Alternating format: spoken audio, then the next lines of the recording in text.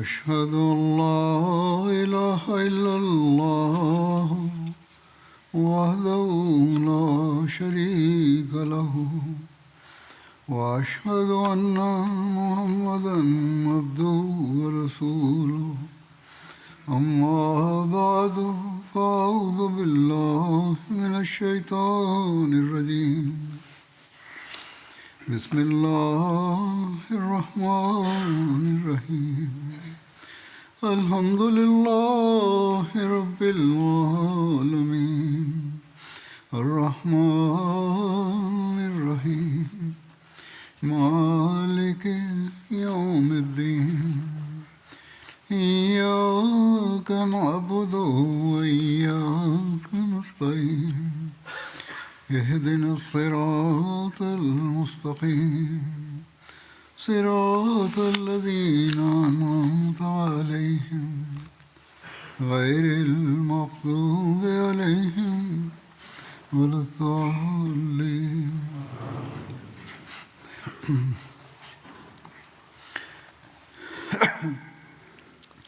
ஹஸ்ரத் நபிகள் நாயகம் ஸல்லல்லாஹு அலைஹி வஸல்லம் அவர்களினுடைய வாழ்க்கை தொடர்பாக அன்னார் கலந்து கொண்ட போர்கள் மற்றும் அன்னார் அனுப்பிய போர்ப்படையினுடைய சம்பவங்கள் தொடர்பாக எடுத்துரைக்கப்பட்டு வருகின்றன. இது தொடர்பாக உக்காஷா பின் மெஹ்சன் போர்ப்படை பற்றிய வரலாற்று குறிப்பு கிடைக்கின்றது. உக்காஷா பின் மெஹ்சன் போர்ப்படையானது கமர் மர்லூப் பக்கம் சென்றது. இந்த போர் ஹிஜ்ரி 6ஆம் ஆண்டு ரபியுல் அவல் மாதத்தில் நிகழ்ந்தது. சீரத் காத்தமுன் நபியின் நூலில் ஹஸ்ரத் மிர்சா பஷீர் அஹமத் சாஹிப் அவர்கள் எழுதியுள்ளார்கள், ஹஸ்ரத் நபிகள் நாயகம் ஸல்லல்லாஹு அலைஹி வஸல்லம் அவர்கள் தனது ஒரு முஹாஜிர் சஹாபி உக்காஷா பின் மெஹ்சன் அவர்களை 40 முஸ்லிம்களுக்கு தளபதியாக நியமித்து பனி அசத் கோத்திரத்தை எதிர்கொள்வதற்காக அனுப்பினார்கள். இந்த கோத்திரமானது அப்பொழுது ஒரு நீரூற்றுக்கு அருகே கூடாரமிட்டிருந்தது. அந்த நீரூற்றின் பெயர் கமர் ஆகும். அது மக்காவிலிருந்து மதீனா செல்லும் திசையில் ஒரு சில நாட்களின் பயண தொலைவில் இருந்தது. உக்காஷாவின் குழுவானது விரைவாக பயணத்தை மேற்கொண்டு அவர்களின் விஷமங்களை தடுப்பதற்காக கமர் என்ற இடத்தை அடைந்தது. அவர்கள் செய்து கொண்டிருந்த திட்டத்தை தடுப்பதற்காக சென்றிருந்தது. தெரிய வருவது என்னவென்றால், அந்த கோத்திரத்தின் மக்கள் முஸ்லிம்களின் வருகை பற்றிய தகவலை பெற்று இங்கும் அங்கும் கலைந்து சென்று விட்டனர். எனவே உக்காஷா மற்றும் அவர்களுடன் இருந்தவர்கள் மதீனாவை நோக்கி திரும்பி வந்தனர். எந்த சண்டையும் நிகழவில்லை. அதேபோல் முஹம்மது பின் மஸ்லமா போர்ப்படை பற்றிய குறிப்புகள் கிடைக்கிறது. இந்த போரானது ஹிஜ்ரி 6ஆம் ஆண்டு ரபியுத்தானி மாதத்தில் நிகழ்ந்தது.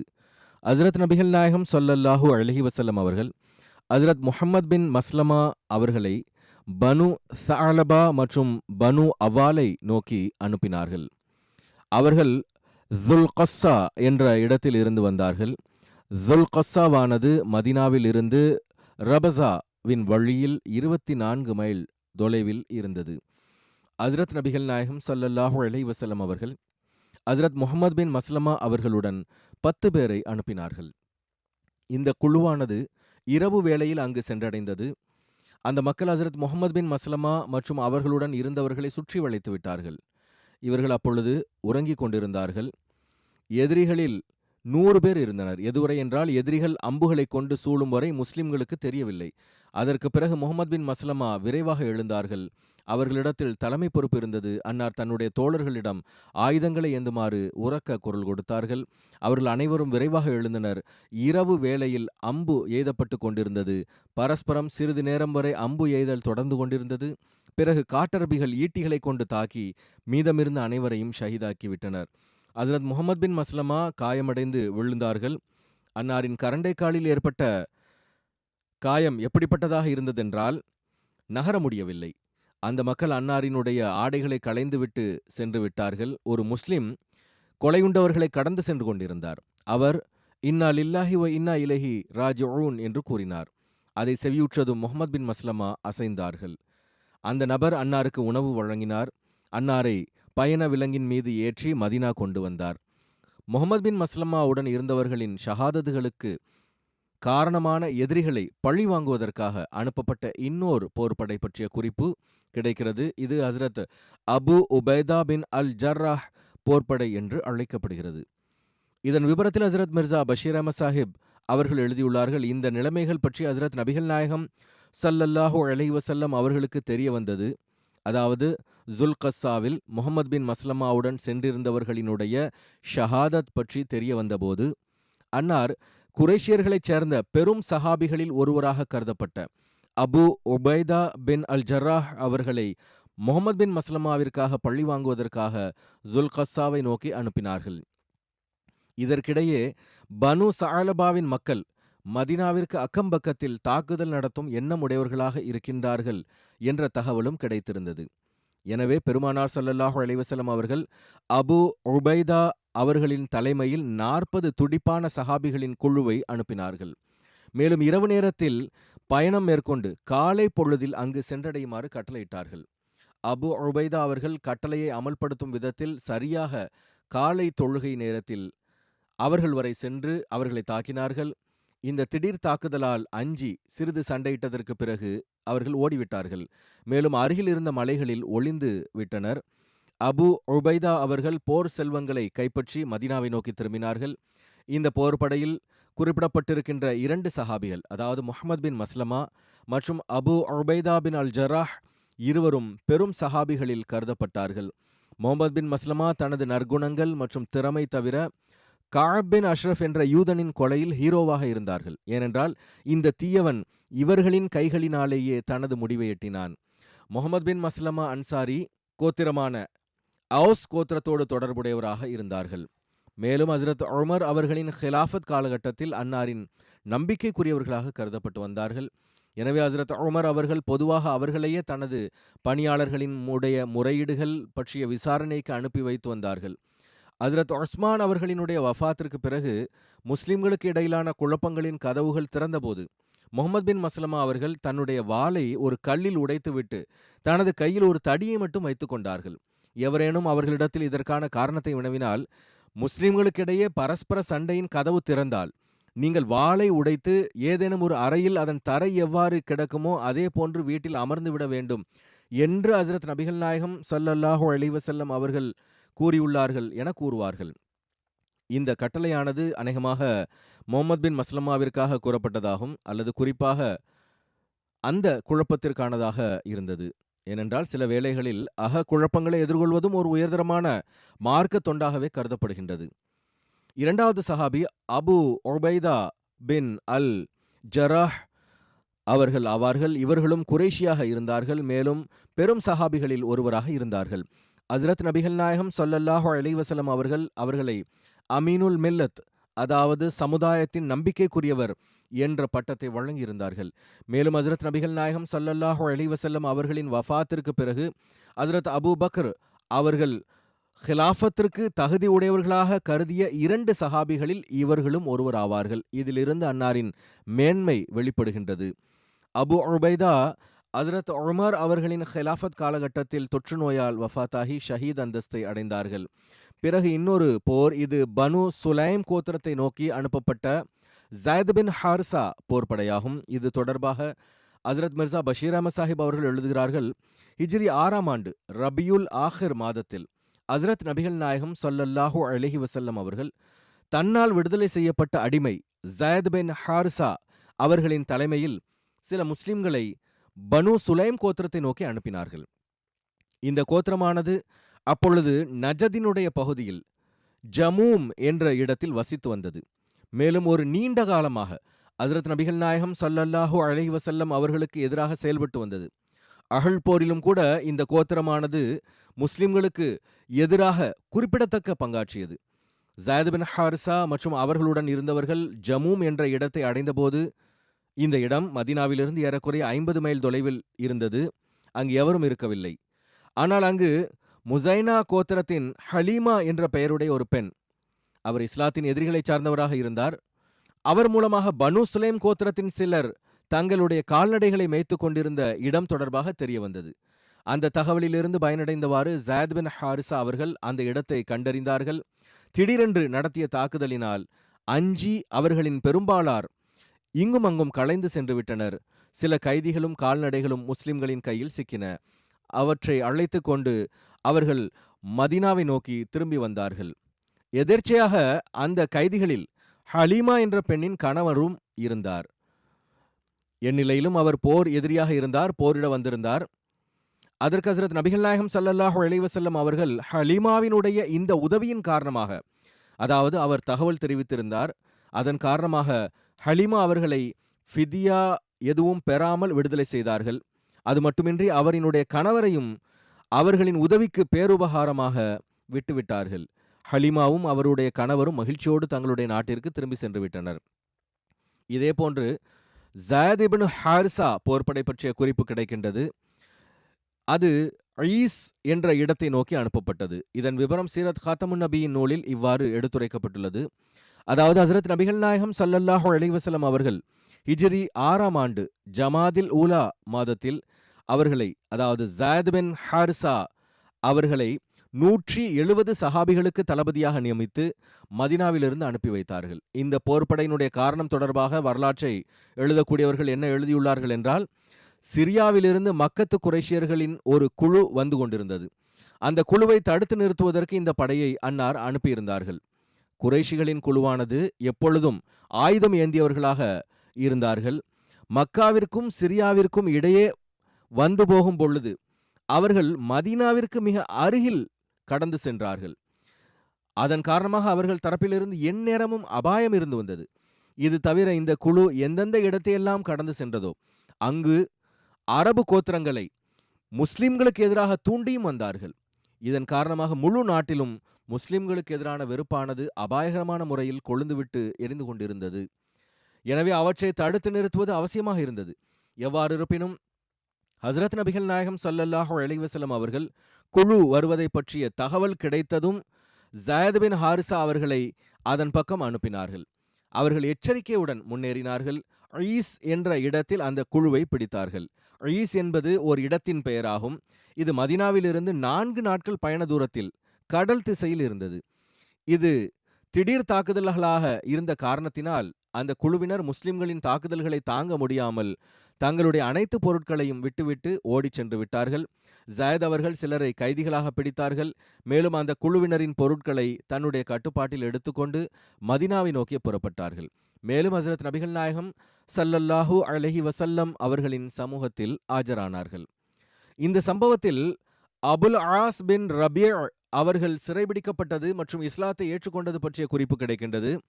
அதன் விவரம் இவ்வாறு வருகிறது. அதாவது இப்னு இசா கூறுகிறார்கள், மக்கா வெற்றிக்கு முன்பாக அபுல் ஆஸ் பின் ரபீ வணிப நோக்கத்தில் தன்னுடைய பணம் மற்றும் குறைஷிய மக்களின் பணத்தை எடுத்துக்கொண்டு சிரியாவை நோக்கி கிளம்பினார்கள்.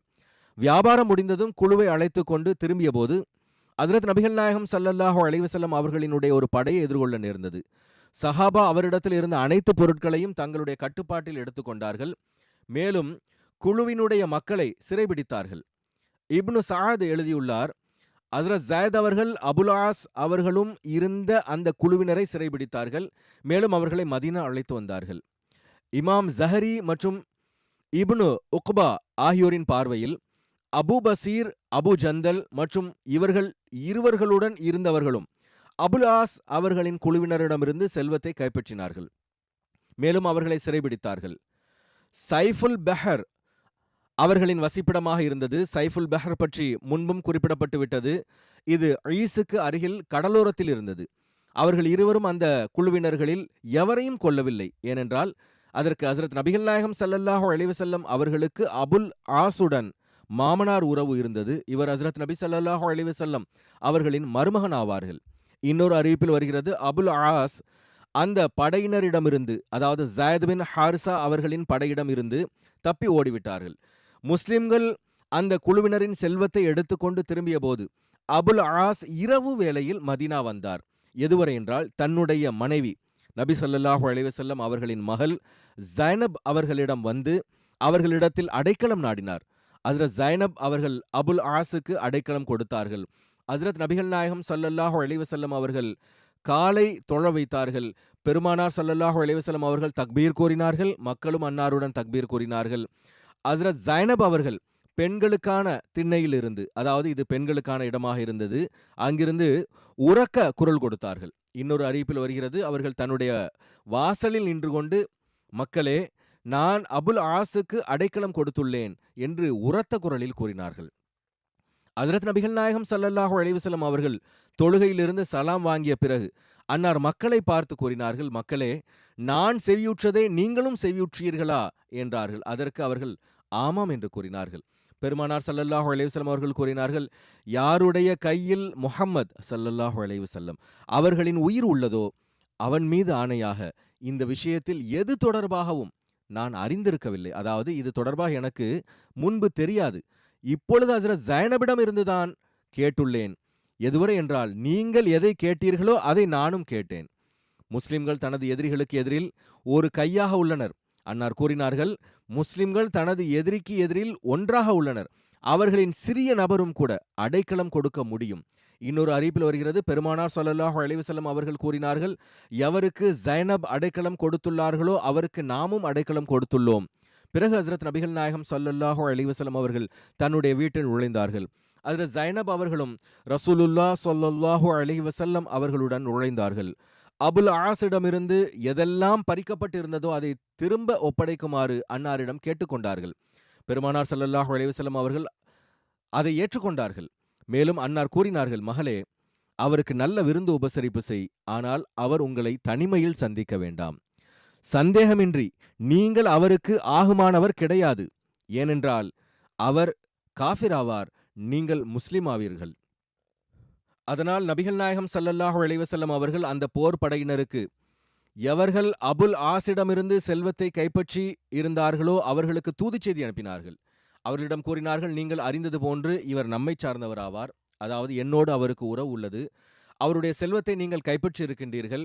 நீங்கள் அவருடைய செல்வத்தை திருப்பிக் கொடுத்து விட்டால் நீங்கள் பேருபகாரம் செய்வீர்கள். அன்னார் கட்டளையிடவில்லை.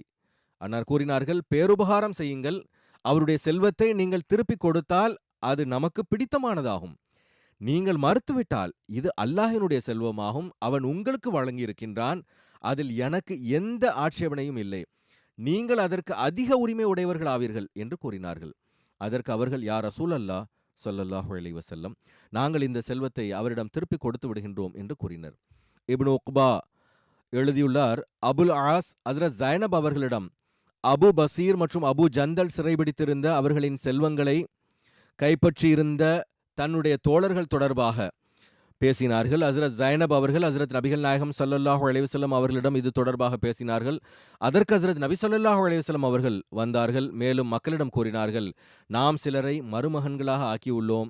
நாம் அபுல் ஆஸையும் மருமகனாக ஆக்கியுள்ளோம். நாம் அவரை சிறந்த மருமகனாக கண்டோம். அவர் சிரியாவிலிருந்து தன்னுடைய சில குறைஷிய நண்பர்களோடு வந்து கொண்டிருந்தார்.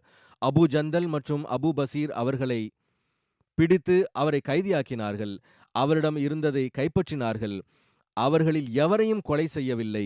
நான் அவர்களுக்கு அடைக்கலம் வழங்குமாறு ஸைனப் அவர்கள் என்னிடத்தில் கேட்டுள்ளார்கள். நீங்கள் அபுல் ஆஸ் மற்றும் அவர்களுடன் உள்ளவர்களுக்கு அடைக்கலம் கொடுக்கின்றீர்களா என்று கேட்டார்கள். அதற்கு அவர்கள் ஆம் என்று பதிலளித்தார்கள். ஹஜ்ரத் நபிகள் நாயகம் ஸல்லல்லாஹு அலைஹி வஸல்லம் அவர்களின் இந்த கூற்றானது அபு ஜந்தல் மற்றும் அவர்களின் தோழர்களுக்கு அபுல் ஆஸ் மற்றும் அவருடைய சிறைபிடிக்கப்பட்ட நண்பர்கள் தொடர்பான செய்தி கிடைத்ததும் அவர்கள் அனைவரையும் விடுதலை செய்துவிட்டார்கள். எல்லா பொருட்களையும் அவர்களிடம் திருப்பி ஒப்படைத்தார்கள். எதுவரை என்றால் கயிறையும் கூட திருப்பி கொடுத்து விட்டார்கள். இப்னு இசாக் மற்றும் உமர் அவர்களின் பார்வையில் சஹாபா அவர்களின் எல்லா பொருளையும் திருப்பி கொடுத்து விட்டார்கள். எதுவரை என்றால் தண்ணீர் குவளையை ஒருவர் எடுத்து வந்திருந்தால் அவர் அதை திருப்பி ஒப்படைத்து விட்டார். ஒருவர் ஒரு ஜக்கை எடுத்து வந்திருந்தால் அவர் அதையும் திருப்பி கொடுத்து விட்டார். சவாரிகளில் அமர்வதற்கான மரக்கட்டையாக இருந்தாலும் அதனையும் அவர்கள் திருப்பி ஒப்படைத்து விட்டனர். அந்த பொருள்களில் எந்த ஒரு பொருளும் காணாமல் போகவில்லை. பிறகு அபுல் ஆஸ் செல்வத்தை எடுத்துக்கொண்டு மக்காவை நோக்கி சென்று விட்டார். ஒவ்வொரு உரித்தானவருக்கும் அவர்களுக்கு உரிய பொருள்களை ஒப்படைத்து விட்டார். பிறகு மக்கத்தினர் முன்பு நின்றவாறு அபுல் ஆஸ் கூறினார், மக்காவாசிகளே, உங்களுடைய ஏதேனும் பொருள் செல்வம் என்னிடத்தில் இருக்கின்றதா? யாரும் பெறாமல் உள்ளீர்களா என்று கேட்டார். மக்காவாசிகளே, நான் என்னுடைய பொறுப்பை நிறைவேற்றி விட்டேனா என்று கேட்டதற்கு அவர்கள் அனைவரும் ஆம் என்று கூறினர். அல்லாஹ் உமக்கு சிறந்த நற்கூலியை வழங்குவானாக. நாங்கள் அனைவரும் உம்மை சிறந்த விசுவாசியாகவே கண்டுள்ளோம் என்றனர். அப்பொழுது அபுல் ஆஸ் இஸ்லாத்தை ஏற்றுக்கொண்டதாக அறிவிப்பு செய்தவாறு கூறினார், அல்லாஹ்வை தவிர வணக்கத்திற்குரியவர் எவரும் இல்லை. மேலும் முஹம்மத் ஸல்லல்லாஹு அலைஹி வஸல்லம் அல்லாஹ்வின் அடியாரும் அவனுடைய தூதரும் ஆவார்கள் என நான் சாட்சி கூறுகிறேன். அல்லாஹ்வின் மீது ஆணையாக நான் இஸ்லாத்தை ஏற்றுக்கொள்வதில் ஹஜ்ரத் நபிகள் நாயகம் ஸல்லல்லாஹு அலைஹி வஸல்லம் அவர்களிடத்தில் எந்த ஒன்றும் எனக்கு தடையாக இருக்கவில்லை. அதாவது எப்பொழுது நான் மதீனாவில் இருந்தேனோ அங்கேயே நான் இஸ்லாத்தை ஏற்றுக்கொண்டிருந்திருக்க முடியும். ஆனால் நான் உங்களுடைய செல்வங்களை விழுங்கும் எண்ணம் கொண்டுள்ளேன் என்று நீங்கள் கருதி விடுவீர்களோ என்ற அச்சம் ஏற்பட்டது. அல்லாஹ் அந்த செல்வங்களை உங்களிடத்தில் ஒப்படைக்கச் செய்துவிட்டான். என்னிடத்தில் இருந்த அமானிதங்களை உங்களுக்கு திருப்பித் தரச் செய்துவிட்டான். நான் பொறுப்பை துறந்து விட்டேன். நான் இஸ்லாத்தை ஏற்றுக்கொண்டுள்ளேன் என்று கூறி பிறகு அங்கிருந்து கிளம்பி ஹஜ்ரத் நபிகள் நாயகம் ஸல்லல்லாஹு அலைஹி வஸல்லம் அவர்களிடத்தில் மதீனாவிற்கு வந்தார்கள். இது தொடர்பாக ஹஜ்ரத் மிர்சா பஷீர் அஹ்மத் சாஹிப் அவர்கள் இவ்வாறு எழுதியுள்ளார்கள். அதாவது, ஈஸை நோக்கி சென்ற போர்ப்படை எந்த கைதிகளை பிடித்து வந்தார்களோ அதில் அபுல் ஆஸ் பின் ரபீ அவரும் ஒருவர் ஆவார். அவர் ஹஜ்ரத் நபிகள் நாயகம் ஸல்லல்லாஹு அலைஹி வஸல்லம் அவர்களின் மருமகனாக இருந்தார். மேலும் ஹஜ்ரத் ஹதீஜா மர்ஹூமா அவர்களின் நெருங்கிய உறவினர்களில் ஒருவராகவும் இருந்தார். இதற்கு முன்பு பத்ர் போரிலும் அவர் சிறைபிடிக்கப்பட்டு வந்திருந்தார். ஆனால் அப்பொழுது ஹஜ்ரத் நபிகள் நாயகம் ஸல்லல்லாஹு அலைஹி வஸல்லம் அவர்கள் அவர் மக்கா சென்று அன்னாரின் மகள் ஹஜ்ரத் ஜைனப் அவர்களை மதீனா அனுப்பிவிட வேண்டும் என்ற நிபந்தனையில் அவரை விடுவித்தார்கள். அபுல் ஆஸ் அந்த வாக்குறுதியை பூர்த்தி செய்திருந்தார். ஆனால் அவர் இப்பொழுது வரை இணை வைத்தலிலேயே நிலைத்திருந்தார். ஜயத் பின் ஹாரிசா அவரை சிறைபிடித்து மதீனா கொண்டு வந்தபோது இரவு வேளையாக இருந்தது.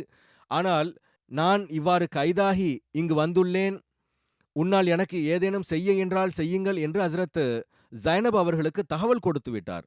ஹஜ்ரத் நபிகள் நாயகம் ஸல்லல்லாஹு அலைஹி வஸல்லம் மற்றும் அன்னாரினுடைய சஹாபா காலை தொழுகையில் மூழ்கியிருந்தபோது வீட்டிற்குள் இருந்து உரத்த குரலில் அழைத்து, முஸ்லிம்களே, நான் அபுல் ஆஸுக்கு அடைக்கலம் கொடுத்துள்ளேன் என்று கூறினார்கள். ஹஜ்ரத் ஜைனப் அவர்கள் கூறினார்கள். ஹஜ்ரத் நபிகள் நாயகம் ஸல்லல்லாஹு அலைஹி வஸல்லம் அவர்கள் தொழுகையை முடித்ததும் சஹாபாவை நோக்கி கூறினார்கள், செவியிற்றீர்களா? ஜைனப் அவர்கள் கூறியதை நீங்கள் செவியேற்றீர்கள். அல்லாஹ்வின் மீது ஆணையாக இது தொடர்பாக நான் அறிந்திருக்கவில்லை. ஆனால் நம்பிக்கையாளர்களின் ஜமாத் ஓர் உயிரை போன்றதாகும். அவர்களில் எவரேனும் ஏதேனும் நிராகரிப்பாளருக்கு அடைக்கலம் கொடுத்தால் அதற்கு கண்ணியமளிப்பது கடமையாகும். பிறகு அன்னார் ஜைனபை பார்த்து, யாருக்கு நீங்கள் அடைக்கலம் கொடுத்துள்ளீர்களோ அவருக்கு நாமும் அடைக்கலம் வழங்குகிறோம் என்று கூறினார்கள். மேலும் இந்த போரில் அபுல் ஆஸிடமிருந்து என்ன செல்வம் கைப்பற்றப்பட்டிருந்ததோ அதுவும் அவருக்கு திருப்பி கொடுக்கப்பட்டது. பிறகு அன்னார் வீட்டிற்குள் வந்தார்கள். மேலும் தன்னுடைய மகள் ஜைனப் அவர்களிடம், அபுல் ஆஸுக்கு நன்கு விருந்து உபசரியுங்கள், ஆனால் அவரோடு தனிமையில் சந்திக்க வேண்டாம், ஏனென்றால் தற்போதுள்ள நிலைமையில் அவரை நீங்கள் சந்திப்பது ஆகுமானதில்லை என்று கூறினார்கள். சில நாட்கள் மதீனாவில் தங்கிய பிறகு அபுல் ஆஸ் மக்காவை நோக்கி திரும்பி சென்று விட்டார். ஆனால் இப்போது அவர்கள் மக்கா சென்றது அங்கு தங்கும் நோக்கத்தில் இருக்கவில்லை. மாறாக அவர்கள் மிக விரைவில் தன்னுடைய கொடுக்கல் வாங்கலை முடித்த பிறகு கலிமா கூறிவிட்டு மதீனாவை நோக்கி கிளம்பினார்கள். மேலும் ஹஜ்ரத் நபிகள் நாயகம் ஸல்லல்லாஹு அலைஹி வஸல்லம் அவர்களிடம் வந்து முஸ்லிம் ஆகிவிட்டார்கள். எனவே அன்னார் ஹஜ்ரத் ஜைனப் அவர்களை இவர்களிடம் எவ்வித புதிய நிக்காகவும் இல்லாமல் திருப்பி கொடுத்தார்கள். அதாவது இப்பொழுது அவரின் மனைவியாக இருப்பதற்கு அனுமதி வழங்கினார்கள். சில அறிவிப்புகளில் அப்பொழுது ஹஜ்ரத் ஜைனப் மற்றும் அபுல் ஆஸுக்கு மீண்டும் நிக்காஹ் நடத்தியதாகவும் வருகின்றது. ஆனால் முதல் அறிவிப்பு அதிக வலுவானதும் சரியானதும் ஆகும். அபுல் ஆஸ் அவர்களின் வியாபாரமானது மக்காவில் இருந்தது. எனவே அவர்களால் மதீனாவில் தங்க முடியவில்லை. இஸ்லாத்தை ஏற்றுக்கொண்ட பிறகு அவர்கள் ஹஜ்ரத் நபிகள் நாயகம் ஸல்லல்லாஹு அலைஹி வஸல்லம் அவர்களிடம் அனுமதி வாங்கி மீண்டும் மக்கா திரும்பிவிட்டார்கள். மக்காவில் இருந்த காரணத்தினால் அவர்களுக்கு போர்களில் கலந்து கொள்ளும் சந்தர்ப்பம் கிடைக்கவில்லை. ஹிஜ்ரி 10ஆம் ஆண்டு ஹஜ்ரத் அலி அவர்களின் தலைமையில் அனுப்பப்பட்ட ஒரு போர்ப்படையில் மட்டும் கலந்து கொண்டார்கள். ஹஜ்ரத் அலி அவர்கள் யமனிலிருந்து திரும்பி வரும் பொழுது அவர்களை யமனினுடைய ஆளுநராக ஆக்கியிருந்தார்கள். ஹஜ்ரத் ஜைனப் அவர்கள் ஹிஜ்ரி 8ஆம் ஆண்டு வஃபாத் ஆனார்கள். அதற்கு பிறகு அபுல் ஆஸும் அதிக காலம் உயிருடன் இருக்கவில்லை. அவர் ஹிஜ்ரி 12ஆம் ஆண்டு வஃபாத் ஆனார். பிறகு இன்னொரு போர் பற்றிய குறிப்பு கிடைக்கிறது. அது பனு லஹ்யான் போர் என்று அழைக்கப்படுகிறது. இந்த பெயர் லிஹ்யான் என்றும் லஹ்யான் என்றும் வருகின்றது. பனு லஹ்யான் பனு ஹொசைல் கோத்திரத்தினுடைய ஒரு கிளை கோத்திரமாகும். மக்காவிலிருந்து 3 நாள் பயண தொலைவில் அஸ்ஃபான் பள்ளத்தாக்கு இருந்தது. அதனுடைய வடகிழக்கில் 5 மைல் தூரத்தில் கரான் பள்ளத்தாக்கில் பனு லஹ்யான் கோத்திரத்தினர் இருந்து வந்தனர். பனு லஹ்யான் போர் தொடர்பாக இது எந்த ஆண்டு எந்த மாதத்தில் நிகழ்ந்தது என்பது தொடர்பாக கருத்து வேறுபாடுகள் உள்ளன. அல்லாமா இப்னு சஅத் அவர்களின் கருத்தின்படி இந்த போரானது ஹிஜ்ரி 6ஆம் ஆண்டு ரபியுல் அவ்வல் மாதத்தினுடைய துவக்கத்தில் நிகழ்ந்தது. முஹம்மது பின் உமர் அவர்களின் கருத்தின்படி ஹிஜ்ரி 6ஆம் ஆண்டு ரஜப் மாதத்திலும், அல்லாமா இப்னு இஸ்ஹாக் அவர்களின் கூற்றின்படி இந்த போரானது பனு குரைலா போருக்கு 6 மாதங்களுக்கு பிறகு ஹிஜ்ரி 6ஆம் ஆண்டு ஜமாதில் ஊலா மாதத்தில் நிகழ்ந்தது. அல்லாமா ஹாக்கிம் இது ஷஅபான் மாதத்தில் நிகழ்ந்தது என்று எழுதியுள்ளார்கள். அல்லாமா இப்னு ஹஸம் ஹிஜ்ரி 5ஆம் ஆண்டு என்றும், அல்லாமா ஸஹபி ஹிஜ்ரி 6ஆம் ஆண்டு என்றும், மேலும் சில வரலாற்றாசிரியர்கள் இதை ஹிஜ்ரி 4ஆம் ஆண்டில் நிகழ்ந்த போர் என்றும் எழுதியுள்ளார்கள். ஹஜ்ரத் மிர்சா பஷீர் அஹமத் சாஹிப் அவர்கள் இவைகளிலிருந்து இந்த போர் ஹிஜ்ரி 6ஆம் ஆண்டு ஜமாதில் ஊலா மாதத்தில், அதாவது கிபி 627ஆம் ஆண்டு செப்டம்பர் மாதத்தில் நடந்தது என்ற முடிவுக்கு வந்துள்ளார்கள். அன்னார் எழுதுகிறார்கள், பனு லஹ்யான் போர் நடந்த தினம் தொடர்பாக வரலாற்று ஆசிரியர்களிடையே கருத்து வேறுபாடு உள்ளது. இப்னு சஅத் இது ஹிஜ்ரி 6ஆம் ஆண்டு ரபியுல் அவ்வல் மாதத்தில் நிகழ்ந்தது என்று கூறியுள்ளார்கள்.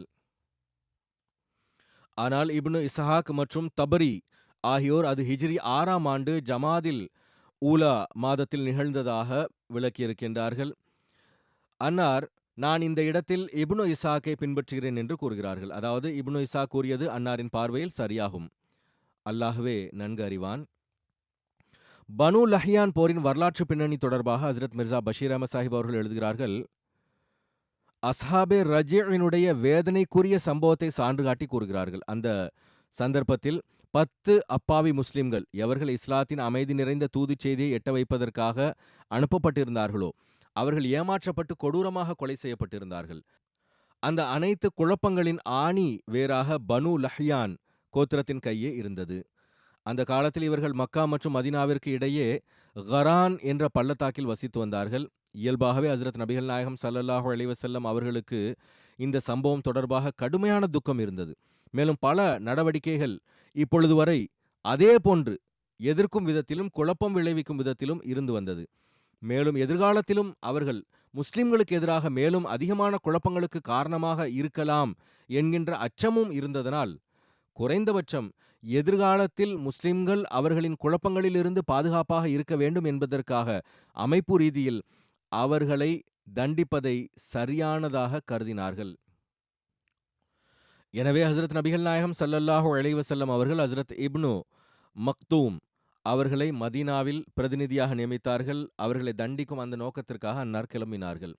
ஹஜ்ரத் நபிகள் நாயகம் ஸல்லல்லாஹு அலைஹி வஸல்லம் அவர்கள் தன்னோடு 200 சஹாபா மற்றும் 20 குதிரைகளை அழைத்துக் கொண்டு மதீனாவிலிருந்து வடக்கு பக்கமாக சிரியாவின் பாதையில் புறப்பட்டார்கள். ஆனால் பனு லஹ்யான் கோத்திரமானது மதீனாவிற்கு தெற்கில் ஹிஜாஸில் மக்கா செல்லும் வழிக்கு அருகே இருந்தது. அன்னார் வடக்கு நோக்கி சென்ற காரணம் என்னவாக இருந்ததென்றால், பனு லஹ்யான் இது பற்றி அறியாத நிலையில் இருக்கும்போது தாக்குதல் தொடர்பான தகவல் கிடைத்து எங்கேனும் ஓடிவிடாமல் இருக்க வேண்டும் என்பதற்காக திடீரென்று தாக்குதல் நடத்த விரும்பினார்கள். இந்த நோக்கத்திற்காகவே அன்னார் பொதுவாக பயன்படுத்தப்பட்டு வந்த வழிபாதையை பயன்படுத்தவில்லை. மேலும் வேகமாக பயணித்தவாறு பெருமானார் ஸல்லல்லாஹு அலைஹி வஸல்லம் அவர்களின் சஹாபிகள் ஷஹீதான பனு லஹ்யானின் ஊரான கரான் சென்று சேர்ந்தார்கள். அன்னார் தன்னுடைய ஷஹீது சஹாபிகளுக்காக கருணை நாடி துஆ செய்தார்கள். அன்னார் வந்தது தொடர்பாக பனு லஹ்யானுக்கு தெரிந்ததும் அவர்கள் மலைகளின் உச்சிகளை நோக்கி ஓடிவிட்டார்கள். எனவே அவர்களில் எவரும் பிடிபடவில்லை. அன்னார் 1-2 நாட்கள் அங்கு தங்கினார்கள். மேலும் எல்லா பக்கமும் குழுக்களை அனுப்பினார்கள். ஆனால் பிறகும் கூட எவரும் பிடிபடவில்லை. அன்னார் அந்த இலக்கை அடைந்து அங்கு சில காலம் தங்கியிருந்தார்கள். அறிவிப்பில் வருகிறது, இந்த பயணத்தில் எங்கு அன்னாரினுடைய சஹாபிகள் ஷஹீதானார்களோ அந்த இடத்தை அன்னார் சென்றடைந்ததும் அன்னார் உணர்ச்சி வசமானார்கள். மேலும் அன்னார் மிகவும் உருக்கத்தோடு அந்த ஷஹீதுகளுக்காக துஆ கேட்டார்கள். பிறகு எழுதியுள்ளார்கள், பனு லஹ்யானின் மீது திடீர் தாக்குதல் நடத்தும் எண்ணம் அவர்கள் மலைகளுக்கு ஓடிச் சென்ற காரணத்தினால் முழுமை அடையாததனால் அன்னார் அஸ்ஃபான் வரை சென்றார்கள். அன்னார் மக்கா வர இருக்கிறார்கள் என்று மக்காவாசிகள் கருதும் வகையில் அன்னார் தன்னுடைய சஹாபிகளோடு அஸ்ஃபான் சென்றார்கள். இப்னு இஸ்ஹாக்கின் பார்வையில் பிறகு அன்னார் 2 குதிரை வீரர்களை அனுப்பினார்கள். மேலும் இப்னு சஅதின் பார்வையில் குறைஷிகள் இவர்கள் தொடர்பாக செவியேற்க வேண்டும், மேலும் அதனால் அச்சத்திற்குள்ளாக வேண்டும் என்பதற்காக அன்னார் ஹஜ்ரத் அபூபக்கர் அவர்களை 10 குதிரைப்படை வீரர்களோடு அனுப்பினார்கள். ஹஜ்ரத் அபூபக்கர் அவர்கள் குராவுல் கனீம் வரை சென்றார்கள். அது அஸ்ஃபானிலிருந்து 8 மைல் தூரத்தில் அமைந்துள்ள ஒரு பள்ளத்தாக்காகும். பிறகு ஹஜ்ரத் அபூ பக்ர் அவர்கள் அஸ்ஃபானிலிருந்து திரும்பி வந்தார்கள். அன்னார் யாரையும் எதிர்கொள்ளவில்லை. அதற்கு பிறகு ஹஜ்ரத் நபிகள் நாயகம் ஸல்லல்லாஹு அலைஹி வஸல்லம் அவர்கள் மதீனா திரும்பும் பயணத்தை துவங்கினார்கள். 14 நாட்கள் வெளியில் இருந்துவிட்டு திரும்பி வந்தார்கள். பயணத்திலிருந்து திரும்பி வரும்பொழுது அன்னார் ஒரு துஆ செய்தார்கள். அதை பிற்காலத்தில் முஸ்லிம்கள் தங்களுடைய முக்கியமான பயணங்களில் இருந்து திரும்பும் சந்தர்ப்பத்தில் பொதுவாக செய்து வந்தார்கள். அந்த துஆ இதுவாகும்: ஆயிபூன தாயிபூன ஆபிதூன சாஜிதூன லிரப்பினா ஹாமிதூன். அதாவது, நாங்கள் எங்களது இறைவனின் பக்கம் திரும்பக்கூடியவர்களாகவும் அவன் பக்கமே குனிபவர்களாகவும் அவனையே வணங்குபவர்களாகவும் அவன் முன்னாலே விழுபவர்களாகவும் மேலும் தனது இறைவனை புகழக்கூடியவர்களாகவும். ஹஜ்ரத் நபிகள் நாயகம் ஸல்லல்லாஹு அலைஹி வஸல்லம் அவர்கள் தாமும் கூட தம்முடைய பிந்தைய பயணங்களில் பொதுவாக இந்த துஆ செய்து வந்தார்கள். சில வேளைகளில் அத்துடன் இந்த சொற்களையும் அதிகப்படியாக கூறி வந்தார்கள்: சதகல்லாஹு வஅதா வ நஸர அப்தா வ ஹஸமல் அஹ்ஸாப் வஹ்தா. அதாவது, எங்களுடைய இறைவன் தனது வாக்குறுதியை பூர்த்தி செய்தான், மேலும் தன்னுடைய அடியாருக்கு உதவி செய்தான், மேலும் எதிரிகளினுடைய படைகளை தானே வீழ்த்தினான். இந்த துஆ பனு லஹ்யான் போர் தொடர்பாக வரலாற்றாசிரியர்கள் எடுத்துரைத்துள்ளார்கள். ஹதீஸ்கலை வல்லுநர்களும் இதை உறுதிப்படுத்தியுள்ளார்கள். இது தன்னகத்து சிறப்புகளை கொண்டதாக இருக்கின்றது. இதை படிக்கும் பொழுது அந்த கடினம் நிறைந்த காலத்தில் ஹஜ்ரத் நபிகள் நாயகம் ஸல்லல்லாஹு அலைஹி வஸல்லம் அவர்களின் தூய உள்ளம் எவ்வாறு இறைவனுக்காக தன்னை மாய்த்து கொள்ள அலைமோதி கொண்டிருந்தது என்ற உணர்வுகளை அனுமானிக்கும் சந்தர்ப்பம் கிடைக்கின்றது. அதை அன்னார் தன்னுடைய சஹாபாவிடமும் உருவாக்க விரும்பினார்கள். இதில் மறைமுகமாக இருந்த துஆ என்னவென்றால், முஸ்லிம்கள் இறை வணக்கம் செய்வது மற்றும் இஸ்லாத்தின் அமைதி நிறைந்த தூது செய்தியை பரப்புவதில் எதிரிகள் தரப்பிலிருந்து போடப்பட்ட தடைகளை நீக்க வேண்டும் என்பதாகும். எந்த அளவுக்கு அல்லாஹ் அந்த தடையை நீக்கினானோ அதற்கு நன்றி கீதங்கள் பாடப்பட்டன. இதன் உதாரணம் எப்படிப்பட்டதென்றால், ஒருவர் தனக்கு மிகவும் பிடித்தமான பணியில் மூழ்கியிருக்கின்றார். திடீரென வேறொரு நபர் வந்து அந்த பணியில் இடையூறை ஏற்படுத்தி கவனத்தை சிதறடிக்கின்றார்.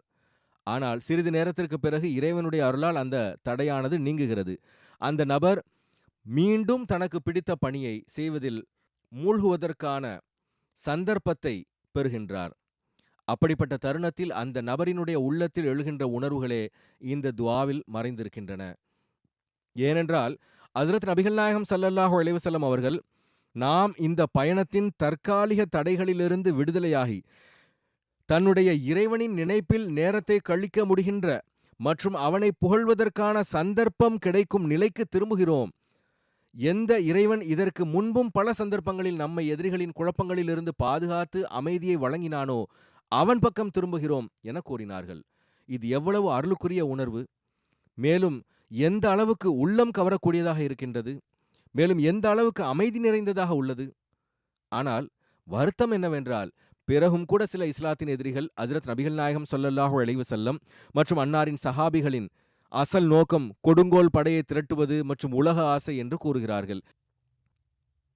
மேலும் அவ்வாறு ஆட்சேபிப்பதிலிருந்து விலகி இருப்பதில்லை. பிறகு ஜயத் பின் ஹாரிசாவினுடைய இன்னொரு போர்ப்படை, இது ஹிஜ்ரி 6ஆம் ஆண்டு ஜமாதில் ஆஹிர் மாதத்தில் நிகழ்ந்தது. ஹஜ்ரத் நபிகள் நாயகம் ஸல்லல்லாஹு அலைஹி வஸல்லம் அவர்கள் ஹஜ்ரத் ஜயத் பின் ஹாரிசா அவர்களை பனு சஅலபா பின் சஅதை நோக்கி தரிஃப் என்ற இடத்திற்கு அனுப்பினார்கள். இது ஒரு கிணற்றின் பெயராகும். இது ஈராக் செல்லும் பாதையில் மதீனாவிலிருந்து 36 மைல் தொலைவில் உள்ளது. 15 பேரோடு கிளம்பினார்கள். அவர்கள் தரிஃப் இடத்தை சென்றடைந்த போது அங்கு ஒட்டகங்கள் மற்றும் ஆடுகளை கைப்பற்றினார்கள். அங்கிருந்தவர்கள் ஹஜ்ரத் நபிகள் நாயகம் ஸல்லல்லாஹு அலைஹி வஸல்லம் அவர்களை நோக்கி வந்துவிட்டார்கள் என்று கருதி அங்கிருந்து ஓடிவிட்டார்கள். ஹஜ்ரத் ஜயத் பின் ஹாரிசா அவர்கள் விலங்குகளை விரட்டி கொண்டு மதீனா வந்தார்கள். பனு சாயலபாவின் மக்கள் அந்த சஹாபிகளை தேடுவதற்காக கிளம்பினார்கள். ஆனால் அந்த சஹாபிகளை பிடிக்க முடியவில்லை. சஹாபிகள் மொத்தம் 20 ஒட்டகங்களை கைப்பற்றி வந்திருந்தார்கள். இந்த போருக்காக 4 இரவுகள் வெளியில் தங்கியிருந்தார்கள். சண்டையிடுவதற்கான வாய்ப்பு கிடைக்கவில்லை. இந்த போரில் முஸ்லிம்களினுடைய முழக்கம் அமித் அமித் என்பதாக இருந்தது. மீதமுள்ளவை இன்ஷா அல்லாஹ் எதிர்வரும் காலங்களில் எடுத்துரைக்கப்படும். இன்றைய நாட்களின் உலகின் நிலையை அனைவரும் அறிவார்கள். சிரியாவில் உருவாகி வரும் நிலைமைகள் அது இப்பொழுதும் தெளிவானதாக இல்லை. கூறுவதற்கு வேண்டுமானால் ஒரு அநீதியான கொடுங்கோல் ஆட்சி முடிவுக்கு வந்தது. ஆனால் அடுத்து வரக்கூடிய ஆட்சி நீதியை கைக்கொள்ளக்கூடியதாக இருக்க துவா செய்யுங்கள்.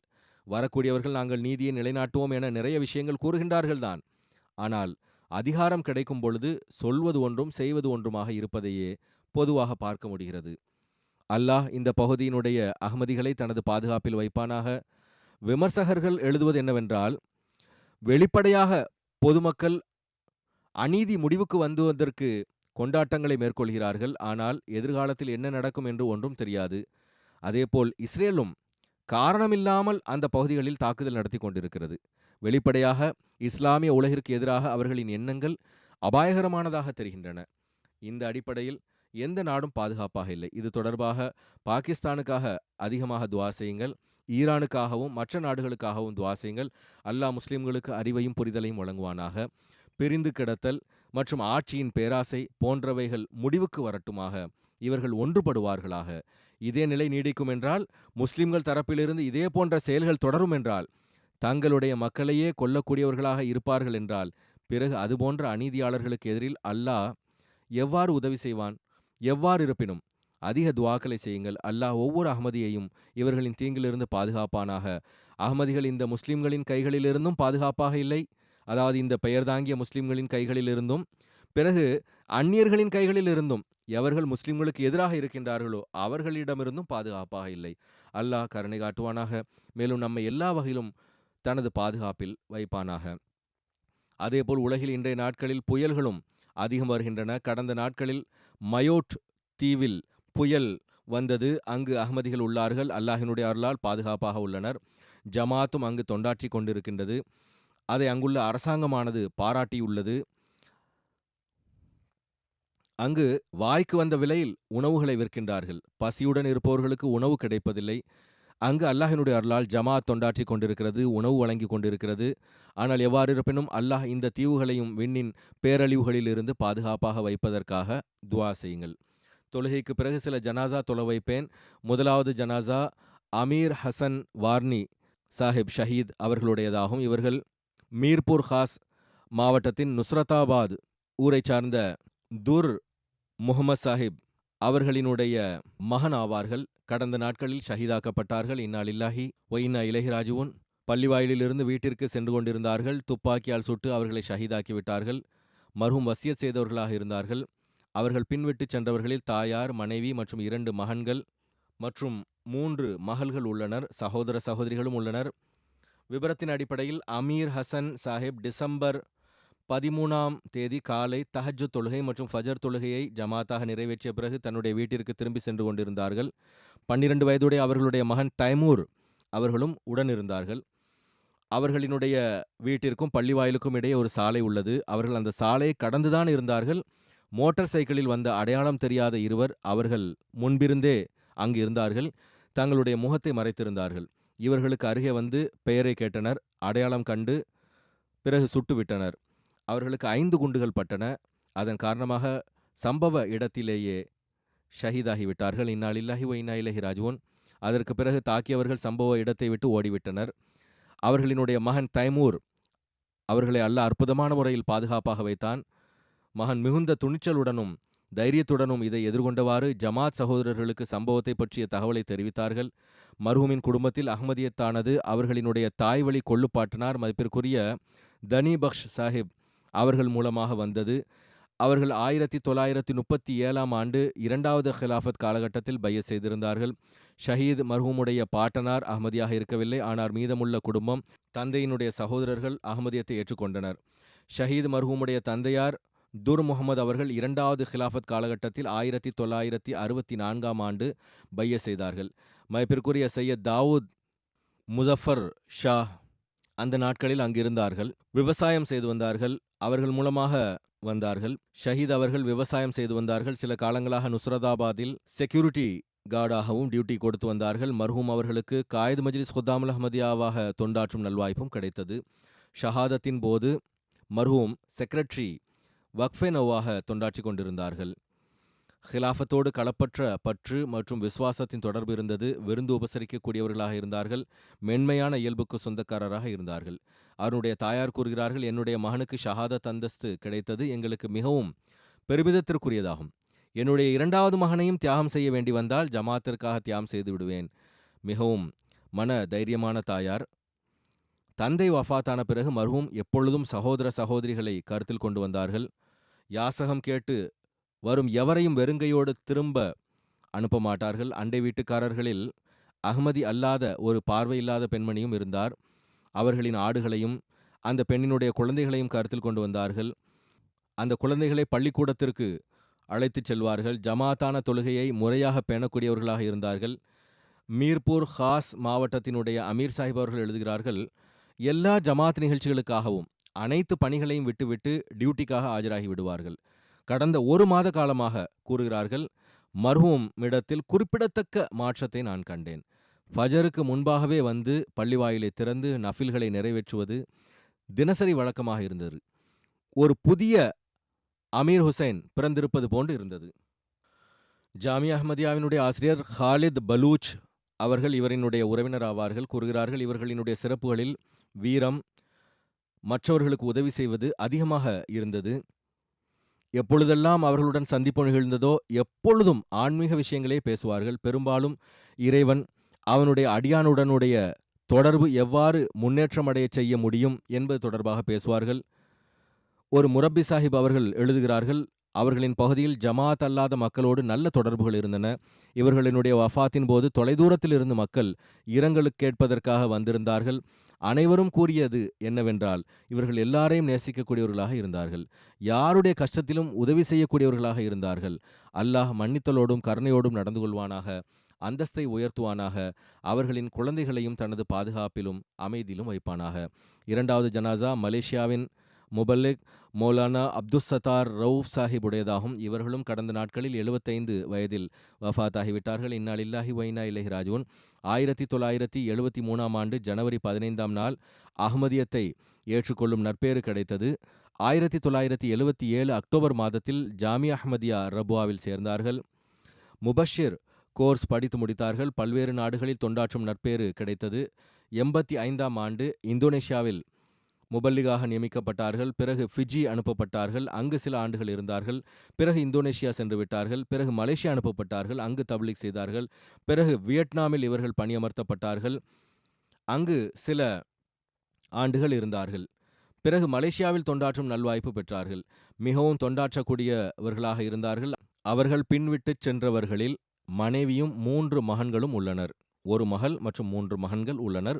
அவரை அறியக்கூடியவர்கள் எழுதுகிறார்கள், ஜமாத்திற்கு முழுமையான முறையில் அர்ப்பணம் ஆனவர்களாக இருந்தார்கள்.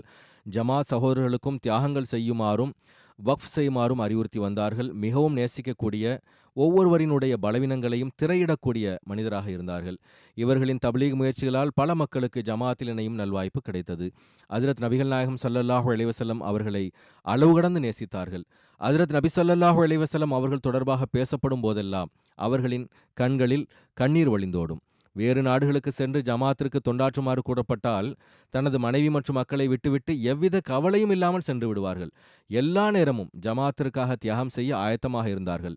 அல்லாஹ் மர்ஹூமோடு மன்னித்தல் மற்றும் கருணையுடன் நடந்து கொள்வானாக, அந்தஸ்தை உயர்த்துவானாக, அவர்களினுடைய சந்ததிகளுக்கும் இவர்களின் நன்மைகளை தொடர்வதற்கான நல்வாய்ப்பை வழங்குவானாக.